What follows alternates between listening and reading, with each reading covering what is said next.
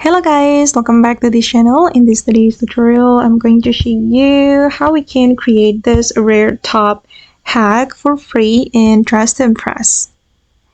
Okay, let's get into it guys. First of all, we're going to go to this area and we're going to use the skirt. Alright, and then we're going to change the toggle.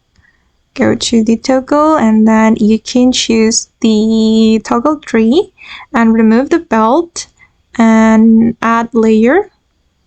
Okay, and it will create something like this, and then you can choose the color to what color that you like. I'm going to select for example this color for the first part, and then for the second part I'm going to choose this color. Oops, sorry, I mean this one. Alright, and for the first part we're going to make the texture foil. Okay, sorry, the first part. And then for the second part we're going to make it glitter.